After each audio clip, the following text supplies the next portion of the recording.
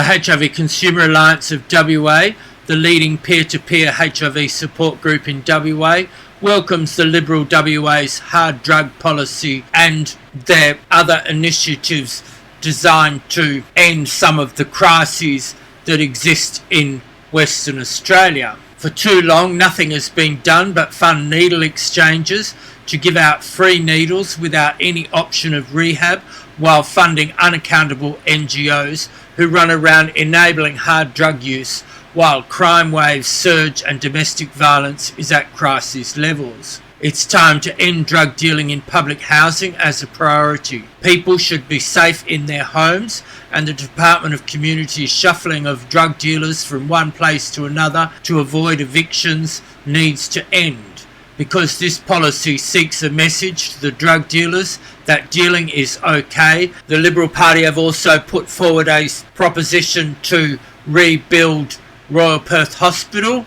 The HIV Consumer Alliance, along with the OPI Perth, the Sisters HIV Institute, have been calling for change in the area of health. The Royal Perth Hospital precinct is ripe for change. Sadly, in the past, the political parties have put forward options that really are about selling off the land for apartments and profit for developers, rather than utilising the precinct to make a difference to the health of people in Western Australia. The focus should be on ensuring mental health facilities so that the police can have somewhere to take people who need to be off the streets and in care, and rather than having police sitting for hours and hours and hours in hospitals waiting for people to be admitted, they need a streamlined place where they can drop people off with qualified and safe caregivers.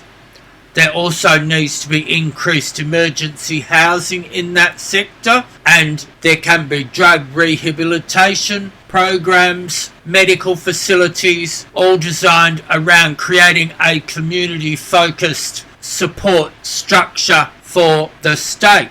The HIV Consumer Alliance of WA and the Sisters HIV Institute, People Living with HIV AIDS WA Incorporated, and OPI Perth have been calling for the merger of the STI and bloodborne virus sector. The proposal is to have a Melbourne sexual health clinic type situation built in Northbridge, a high profile building. This would reduce the waste and mismanagement and the doubling up of services such as office buildings and secretaries and administration, and it would also enable them to have key services streamlined under one roof. There could be pharmacy and a community hub for support groups and advocacy and counselling, and it could also be a place where people in domestic violence situations can receive support and care. This is something that Lisa Harvey, the former opposition leader, was very receptive to, and so we are hoping that this strategy will be implemented after the next election. We'd like to give thanks to Libby Medham for really doing the right thing for WA and listening to the community and coming up with policy initiatives that make sense and will make a difference. Now, there'll be people that are in the HIV sector who might turn their nose up and get their nose out of joint because we're supporting the Liberal Party at this election. Quite frankly, for 20 years, I and the members of the HIV Consumer Alliance and People Living with HIV AIDS WA Incorporated have seen the insides of AIDS organisations that are dominated by left-wing political parties, including the Australian Democrats, the Australian Greens and the West Australian Labor Party. We've seen toxic cultures that are enabled, factional bullying of disabled people, organised bullying, which involves multiple organisations getting together to bully people because they don't like anyone who criticises them. I've seen situations where people who ask for counselling are put onto waiting lists because who they vote for is not the right team, and so that has resulted in severe health consequences, and there's a number of people who have suffered adverse events because of the political way that services are doled out.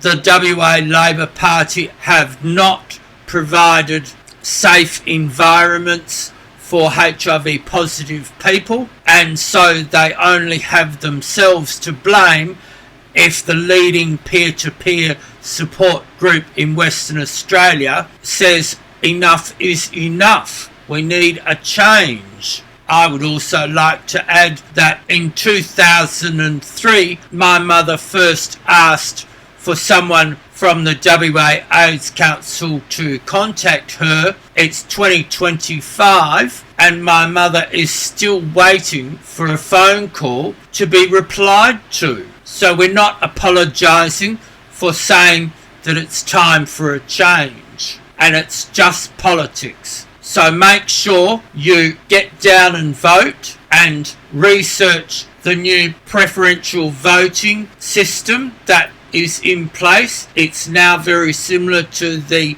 federal Senate system. Make sure you manage your preferences. The preferences are very complex and you have to know who your second choice is going to be preferencing, because you might vote for X and then you'll find out that their preferences are going to the party that you don't want your vote to go to. So it does take a little bit of research and thinking. So do the right thing for WA and put WA Labor and the Greens last. Please like, share and subscribe. It's a real help to our new channel. We haven't been operating very long, and of course alternative viewpoints surrounding HIV are notoriously censored by the powers that be. We know this happens. Just ask Craig Kelly and other members of Parliament. My personal X profile is at James Rendell 17. The HIV Consumer Alliance is on Facebook, and the details will be on the screen. It's interesting that if elected, Libby Mettam will be the first female premier to be elected to the position, so that's rather exciting for all the women out there. We appreciate everyone who watches our videos. Thank you for watching, and I'll see you next time. Bye bye. Please like, share, subscribe and comment.